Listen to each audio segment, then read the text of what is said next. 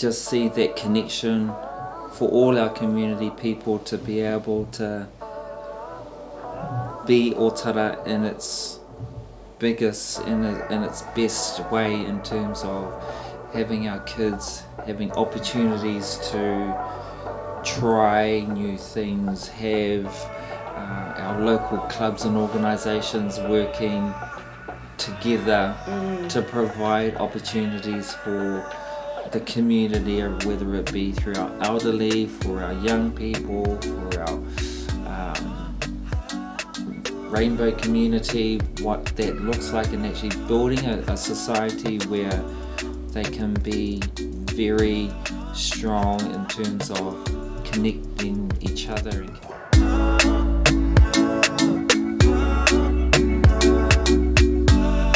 This podcast is proudly supported by the Ōtara Network Action Committee, ONAC, community-owned, community-driven and community-led. So kia ora, my name's Danielle. Today I have Junior here with us, and we are going to speak about the history of Ōtara and what we can do to collaborate together. Cool. And I'll get Junior, you can introduce yourself. Junior is a colleague that works for CLM, and he's an he's a Ōtara local. So it's awesome to have you here today, Junior. Thank you for coming in. Oh, pleasure to be here. I'll get you to just introduce yourself and tell everyone what you do and how amazing you are. Oh, thanks very much, Danielle, for allowing me to be here. Kia ora everyone, my name's Junior Manapori. I am a Regional Sports Director for CLM Community Sport. I've been in the role for about 3 years. I call Ōtara home. I've been here, born and raised in the area, so went to school in Ōtara, did my education here as well.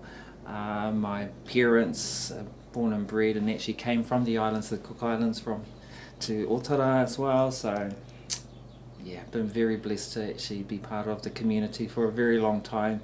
And in the work that I do now, I'm able to actually connect with the community and especially our rangatahi, and actually providing opportunities to support physical activity, whether it be through sport or active recreation, and just being able to actually get out and actually seeing our kids getting active. Awesome, that's amazing.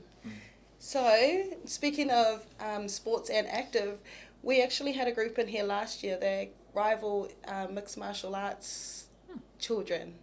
Is there any way that we can collab with them and get some, I don't know, maybe educational stuff on fitness and maybe special diet, because these children are from broken homes and broken families, and they're trying to stay out of trouble, and by keeping them out of trouble they just train, and they're really enjoying it. Because I was like, how do you train all day long? Like, I'm tired walking up the stairs. And what keeps them active? So, and even ourselves, how can we work together to keep our children fit so they're lasting and living longer? Yeah, I think that's really something where, as an organisation at CLM Community Sport, we work with the local organisations in the area to be able to provide connection and relationship around what we can support with, how organisations are actually working with our rangatahi in that space, or tamariki, in terms of actually wanting them to get physically active. We already know that research tells us that for teenagers, and especially in young women, their physical activity levels drop between the ages of 13 to 17. So as they get older, then that level of physical activity drops in that secondary school space, because that is part of their growth and their learning as adolescents and what they actually do. Yeah. And so we identify this now, and so as an organisation we're trying to ensure how can we connect with the local organisations around to make it possible, or through funding that we do offer, through Tumanua funding, that would actually help to support some of these local groups to provide activities like nutrition or fitness around what that looks like, because we're really keen to actually showcase what that means and how can we actually support them through building their building and growing themselves as a young person as they actually get older, because we know that social media platforms, lots of things in the world, Western society actually draws our kids' attention and what that looks like, and we do have that. Unfortunately, some of our kids go down the wrong path, and so how can we as an organisation support our local groups in Ōtara to try and bring some of our kids back and actually get them physically active? Awesome. That's amazing work that you guys are doing, and I just want to reiterate that. Thank you guys for coming once again, and I do see you guys out in the community quite a bit. So I know there's jumping castles, there's little bikes, and the bikes are fun, especially here in Ōtara. Our locals love their bikes. Be great if they got a license, but it's physical activity, right? And they're getting out, and I know eventually they will choose the right path, and just because I know riding your bike, having no license, is just going to get you more into trouble. So maybe we can work on things like getting them licenses or getting them trained and putting them on a dirt track instead of our roads, because not only is it not safe for them, it's not safe for other people. So maybe that's something that we can work on together on getting our kids a bike track that's closer for them, so they can just hang around there and do, because they're really amazing and talented, because I see them and I'm like, whoa, they can win money and go to, I think it's motocross and things like that. So I'm interested in those kind of things, and because I know they're very talented. Is that someone's phone ringing?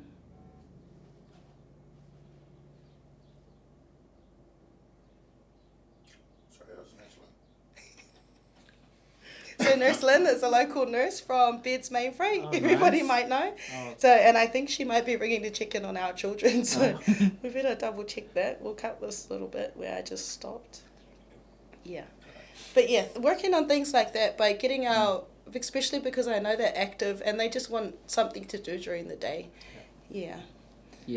That's, we know that the dirt bikes has been a bit of a story over the last few months, and it's been on the news, and I agree with you in terms of they want to have an opportunity or a place of their own to feel a part of the community.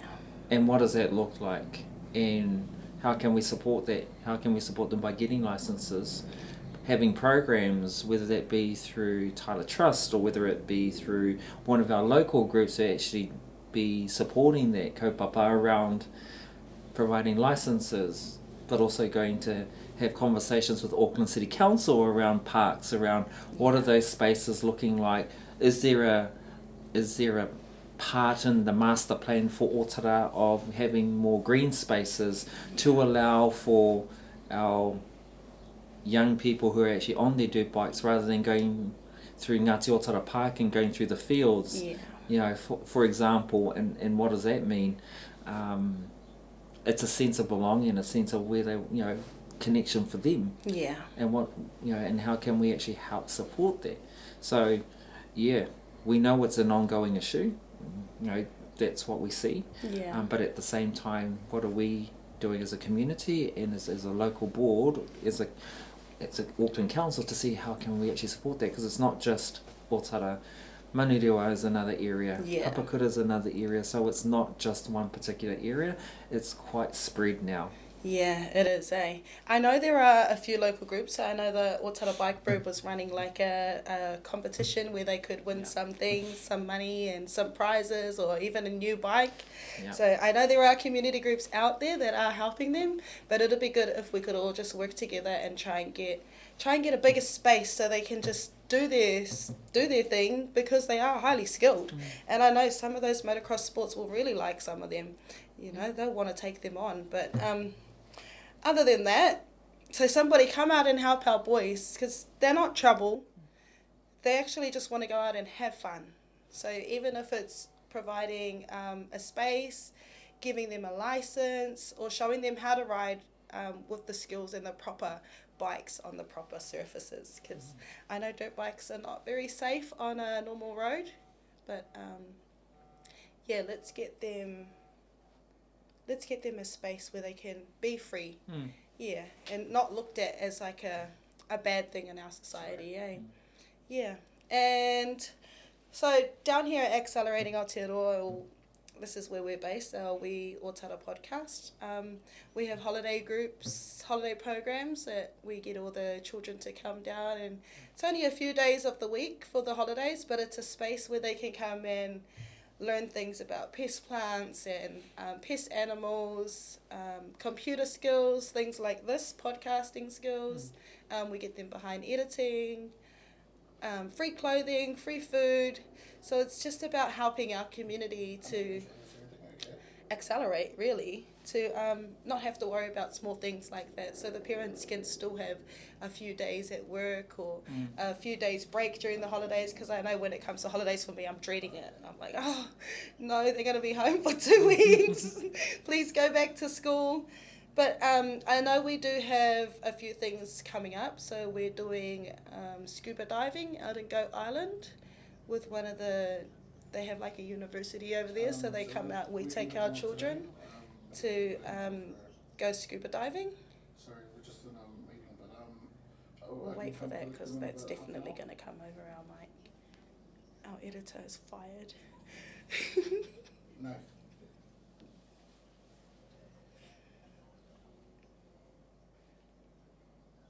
And sometimes I just ramble on. Like, I wasn't expecting to talk about the Bike Boys, and I wasn't like some things just come out when I'm like, oh, actually.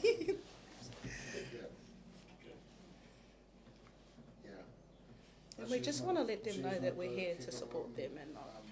She's not even intro. And it is, like, the thing is like, I see, guess it's just probably getting around the table and actually coming up with a plan.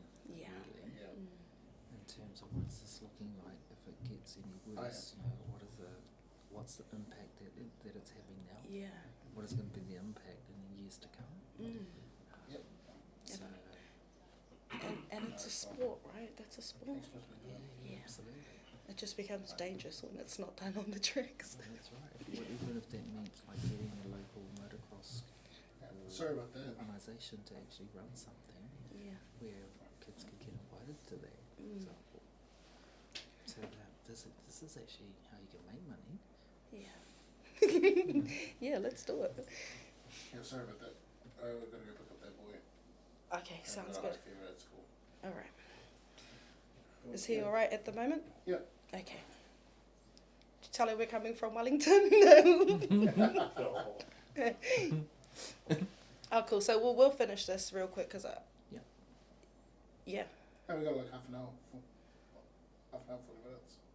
Okay, there's a sick bay, right? He's just like us, probably waiting to get back home and go on the game. Yeah. And that's another thing that our children are thinking, that's what life's all about, games, Fortnite, because speaking of my own children, Roblox, TV. So when I'm like, no devices, so on Sunday we do no device Sunday. And I'm like, no devices on Sunday. Next minute they're like, oh, I don't know what to do. Yeah. After walking them through Kmart and then buying all these toys and books that they don't even want to pay any attention to. And I'm like, get outside and play on the trampoline. But yeah, and that's what I like about the work you guys are doing, because it's based around keeping our kids active. And my kids are not very good at that. They think that all that revolves around is technology, TV. Even if I said no devices, they're still like, can I watch a movie? And I'm like, I think that's a device. So I think we do lots of work with Ōtara Scorpions as an organisation, because they're one of the main organisation sports groups in Ōtara. So they're really keen to how we engage young people, because they're right in the middle of Ōtara. Yeah. And so our sector support team actually oversee the club space around Ōtara Scorpions, East Tamaki Rugby. They're two massive areas, organisations that are pinnacle to what happens with our young people. So the work that we're doing there is to provide festival days and support Ōtara Scorpions around running festival days, or even actually utilising the netball courts, Ōtara Scorpions netball. I know that there's some work behind the scenes at the moment, actually getting those courts up and running to run a summer league in the next awesome. month or so, just to engage, community itself to actually utilise the space that's there to get both, not just young kids and teenagers, but also the wider community to play some netball or do other activities on that space, because there are opportunities where we want to grow physical activity, and it's not just about where the kids are, it's that whole community approach around, the family get involved, kids get involved in the community, then the family will get involved too. Yeah. So it's that approach around tuakana taina, so to speak, around how can we get our kids active in the hope that the community will actually join that. So we're working really hard with Scorpions to actually look at how can we actually grow the space that they have now, and to get the community down to that area to be able to provide opportunities like that. Yeah. And that's just one thing that we're working on. Yeah. Yeah, I'm sure you're doing a lot of work out here in the community. And I love Ōtara Scorpions. I myself have been volunteering there for the last 2 years. Nice. And it's been amazing working with the group down there. They get back to you fast. They make sure that there are things for the kids, and they make sure the kids are protected as well as the adult groups. And yeah, I love working with Ōtara Scorpions. Awesome. And that's amazing the work you're doing, because now I can be like, oh, we're going down to Ōtara. They've got a community day, which I did see that there was one back in April. Yeah. So, coming to our space, what did you think of it, and how do you think we can work together? So, because I know we can get you a lot of children to do some things, but what are the activities that you guys would offer to a space like ours? Like, I know we only have most of the children here after school. There's a few that come and hang out. Not very many come out after school. They're going home and doing their things. But during the school holidays, we have a lot of children here that sometimes they just want to stay on the devices, but providing more fun activities for them to come in. What are some of the things that you might suggest that we could do? Because I know we have the whole backing of the creek just here behind us, so we can open that out and do something with the kids. So as a community, we, as an organisation at CLM Community Sport, we are committed to providing support and guidance around what the active community looks like.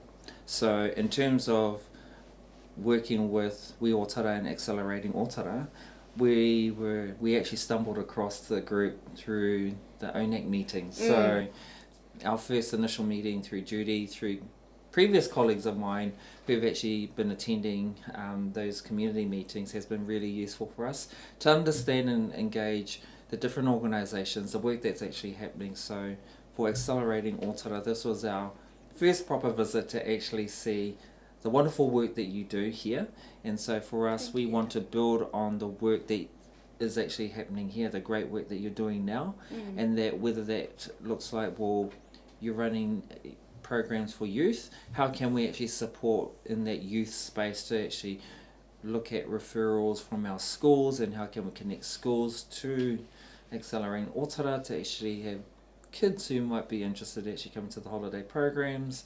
Also having a look at funding, te manawa funding to support what you might have that you're looking at in terms of identifying how can we support youth in terms of getting them physically active. So that te manawa funding is a Sport New Zealand funding, and it's based around what our rangatahi would like to see to get them active. So I think in terms of what we do here, but also our community team would also support with sharing contacts, sharing networks, and being able to actually do collaboration work with Accelerating Ōtara around what have you got going, how can we actually connect more connectors to this wonderful kaupapa that you're actually doing here, and being able to actually start those collabs happening, collaboration work between our organisation and Accelerating Ōtara. I think there are lots of positive things that we could do. Yeah, that's amazing, because I know last school holidays we had a touch game with the local police. Oh, nice. And that was really fun. We did it down at Ngāti Ōtara as well. Cool. So it was really fun. All the kids were having so much fun, and so even with the officers, and it was fun to see the kids really excited about it, because like, some children, they see police, they get scared. But these ones that, the ones that we work with, they're only here to better our community. So getting them out running and the kids catching them instead of the other way around, it was really, really fun. I know the kids had a blast. So even we had one of our local, he is a ref for the under-7s leagues team. So having him as a ref with the kids, it was, I was like, is that an unfair advantage? Because you're just picking the boys because they're our kids. But I was like, maybe getting a proper ref in, or even some stars to come through and talk to the kids about their journey and how they started from, little places, especially getting our local footy stars and like, there's many of them. Yeah. He's probably one of the very first Ōtara people from Ōtara who's actually gone that further into professional sport. Yeah. Professional rugby league. Yeah, because local boy. When people think of Ōtara, they just think of all the bad things that we've got. But we've got really skilled people here and a lot of lovely... Reuben Wiki down the road. Yes, and his gym. Iconic. Yeah, he started that gym on the corner there, eh? There are some very talented people in Ōtara who've come through Ōtara and have actually built a really great life and journey in their careers and their past through sport, and other avenues. So Ōtara is rich in that culture. So it'd be awesome. Let's get them down here and talking to these kids. And even we can get our kids to go into schools and talk about the fun things that we do here. So that'll be a nice collaboration with you fellas. And it's a positive message, that we're sending our children. Yeah, absolutely. So I know that there's lots of great work happening at Sir Edmund Hillary Collegiate, former school of mine. And also looking at what Tangaroa College are doing as well. Our local colleges here are actually doing some really massive work working with the students that they've got and the services that are being offered to our kids in school as well, mentoring services. Very fortunate kids to be able to actually have these opportunities, going out on trips, to build their self-awareness, their confidence, to get out into looking for work, at school through the careers, through what they do as well at school. So I think schooling in Ōtara has actually just grown so much from when I was at school, when we were all at school. But at the same time, we can see the work that's actually been going on has been really positive, and seeing these kids come through, because they are our future. So we've got to do our best and do our part as best as possible to support young people coming through. Yeah. So tell us a little bit about yourself. So I heard you mention that you're a former Sir Edmund Hillary. It's a collegiate now, but I'm sure back in your day it would have been College. Just a college, yes, it was. And there was Beds Intermediate as well. Beds Intermediate. Before they all could join. Yeah, so what was schooling like back then? I know surely much hasn't changed because the community's always been tight knit. Yeah. But what was schooling like back then? And I heard you say Manapori, so you're a Manapori, and I know there was a teacher, Miss Manapori, so you are closely connected? Yes. So Mrs. Manapori is my mum, so I've been very fortunate that she was one of my teachers when I was at Hillary College back in the day, so very, very strong lady, but very passionate about education, very passionate about our youth. And so both her and my dad were teachers, and so it just became natural that they were educating kids. And so for me to be able to go to Hillary, life at school was just, for me, it was actually quite normal in terms of going to an area where I was familiar with the surroundings around. All the kids were Māori Pacific, and so that real whānau approach, that getting to meet new kids and friends and being able to actually grow, and having my mum there as a teacher sometimes had its benefits, but sometimes it didn't either. You know, I think in terms of my schooling life at Hillary, and I've always been a strong advocate that it doesn't matter where you're going, like and if you're in the local area, I think it's important that you actually stay and actually support your local school as well. And this is not taking a dig at anyone. I think parents have their own reasons to actually take their kids out of the area to go get an education, but I think education is just as good anywhere. And so I think, to come out of Hillary, and I know lots of great people have come out of Hillary as well, and every other school. So I think being a local has actually helped me build the connection to my home, because it's been my home. And so amongst all the bad stories that we do hear about the space, unless you actually live in it and live in the area and you know the area and the people, then I don't agree. Because we had some rat bags at school, and so some have chosen a different path, probably not the positive path, but at the same time everybody has their, they make their decision to choose what they want to do, and the friends that they hang out with, and all of that. It's just been now, years later, it's just become a massive thing, because social platforms, social media has kind of actually exploded and accelerated what the world looks like to a young person. So for a little kid in Ōtara now, to where they are, when we're at school, we didn't have all those things. We didn't have social media to actually have fun. You'd be running around outside at the park with your mates, Didn't have cell phones, because it was about using, there was only one phone in the house. That was it, and it was just a ring dial one. So it's just like, well, for me, it was just like, that's how I was able to actually continue to enjoy life, because I was actually running around outside and doing stuff, because we didn't have devices, we didn't have those things. And so I do have worries for our young people now, because they're challenged by so much now.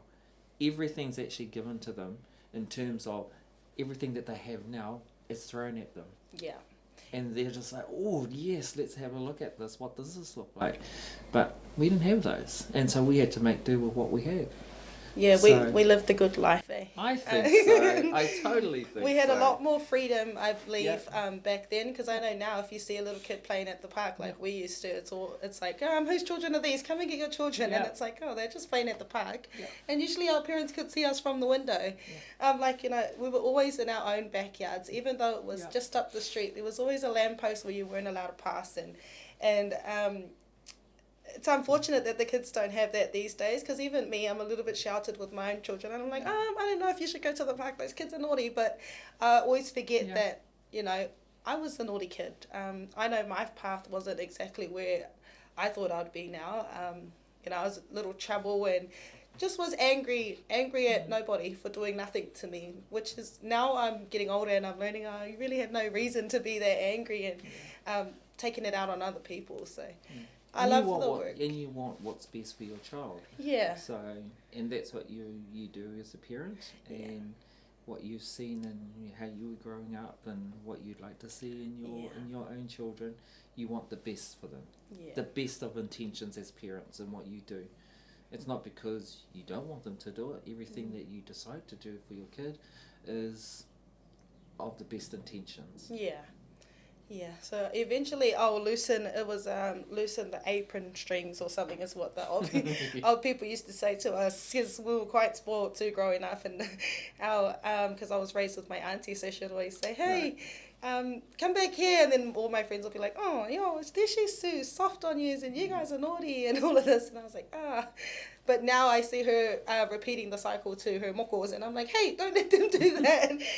But the amazing work you're doing is so cool, and I have seen you out and about. I know you did a car park, Christmas in the car park a few years back for the children and the community, and it's cool because everything's free.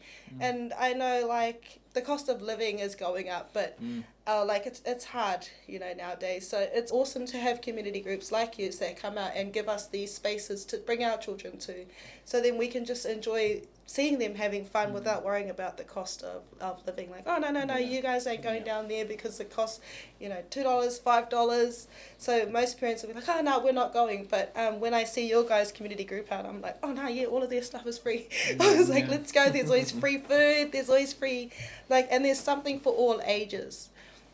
So yeah, thank you for coming in to see us today and the amazing work you're doing in the community. I'm looking forward to working alongside you and making a bigger plan to get our kids having fun instead of being afraid to look over their shoulders, and even us parents looking over our shoulders at the safety of our children, you know. So cool. I'm excited to see you guys in the future. And one last question before we finish off. So we'll talk about a 5-year goal, and what is your 5-year plan for the community, or even for yourself and your own family, where you want to see the work that you're doing go within the next 5 years? Ooh, it's a hard one. In terms of 5 years, I would just like to see our community just see that connection for all our community people to be able to be Ōtara in its biggest, in its best way, in terms of having our kids having opportunities to try new things, have our local clubs and organisations working together to provide opportunities for the community, whether it be through our elderly, for our young people, for our rainbow community, what that looks like, and actually building a society where they can be very strong in terms of connecting each other and connecting the work that we all doing to make Ōtara and build Ōtara into the place that it should be, you know, a thriving community. We see that happening now. How can we actually make that better? Can we improve that in terms of facilities and spaces, of getting Ōtara improving in a space where we can be stronger, better for our kids? Yeah. I think that would probably be that goal for me, just having a really strong community base and just building on what we've already got that's been successful. Yeah, awesome goals. I love that. That's something that we definitely would like to do and see, even within the next 2, 3, 4, like within the next year would be awesome. Yeah. So are there any questions that you would like to ask me? I'll answer them. I'll try and answer them as much as I can and as honestly as I can. Just any questions? Yeah. If you have any questions to ask. My question would be is, what drives you every day? What drives me? That's an important question because I have to remind myself some days I don't want to get up. I just want to lie in bed, and, you know, getting older, the more older I get, the more family that are, you know, passing away, and sometimes I feel like, oh, it's the end of the world. But driving me is the next generation, my children, my brother's children, all of the children that I see that grew up just like me. You know, broken homes are my main priority. Like, I don't care what culture you are. I can just see a broken child when I see a broken child. So just giving them the aspect of fun, freedom, and independence. So yeah, that's what drives me is cool. The younger children. Sometimes the teenagers, I think I consider them the younger children as well. Because even 20-year-olds and 30-year-olds, they drive me to try and do better, because myself, I'm 30 and I didn't know I was going to be in this space when I came in. Yeah. So, and even now, I still don't know if I'll still be here in 5 years, but what I will be doing is trying to advocate for our kids and find them fun things to do. So that's why I joined Accelerating Aotearoa, because there's so many things here that the kids can eventually pick up and learn and take along the way with them. Because as a child, I always thought my only goal, my parents would say, marry a rich Asian man, become a doctor, become a lawyer, and those are really high standards. You can still do that. But they're really high standards. So I was like, firstly, I'll marry someone I'm in love with, and That'd be a start. Yeah, and becoming a lawyer and doctor, it is a good goal, but I want to do something that I enjoy doing, something fun. So So, knowing that, what have been some of the challenges that you've had? Grief is mainly one of the worst challenges is grief. Trying to move on from losing loved ones, especially close ones.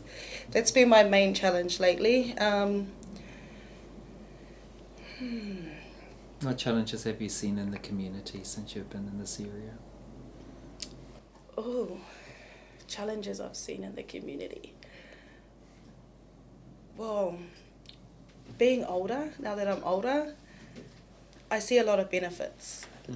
More than challenges. So I see a lot of more community groups opening up, so more spaces where they can go and hang out, children can hang out. I know there's the Ōtara Kai Village and the Youth Hub, so places like those I wish were around when I was younger. And even the space here, I know there's the Hope Church that's just opening up, and I know you can go in there in all these spaces without any judgment. I could have went in with my no shoes that I didn't have years ago, and there was no judgment. There's no judgment now, so I wish that all these spaces were around. Yeah. Cool. Back when I was younger. That's awesome, because I think my last question would be is if you had one wish to change something or that you wanted to see happen in Ōtara, what would it be? I wish there was more unity. So more, what I mean by that is acknowledging that this isn't just one race. Everybody, there's Cook Island, there's Samoan, there's Māori, there's some Filipinos, I believe, coming into Ōtara. Getting all of them involved in the one kaupapa, which is, accelerating Auckland and Ōtara, and New Zealand. But I know when they see that we are all united, then eventually the whole country can start taking a page from our book. But we need to start writing that book straight away before I start to mention that there is a book. But yeah, I just want to see a lot more unity and everyone helping everyone. And Ōtara's a melting pot. It's a melting pot, and it's full of community, and we want our communities to be connected more so. Especially in times where we do find it challenging and struggling. We don't hide away from the fact there were gangs. We don't hide away from the fact that that's real. That's real here, and so making that real open in terms of working with our churches, our communities, on what that looks like, and our local Māori, Pacific, Samoan, Tongan local groups in this area will only help grow what Ōtara can be. And I know most of them grow up with values and That's right. to share all of those with each other, because I know they're all different, but they all intertwine into the one thing. The values are always the same. Family and whānau is the driver. Why do we do this? Because we want to see what's best for our future, for our kids. We want to see what that looks like, because our parents came from a life where they were struggling. And that's the common theme with a lot of our people. And I think we just want that to be better. So, no, thank you. Thank you for having me. That's okay. Thank you for coming in. I know it was last minute. That's how we like to roll around here.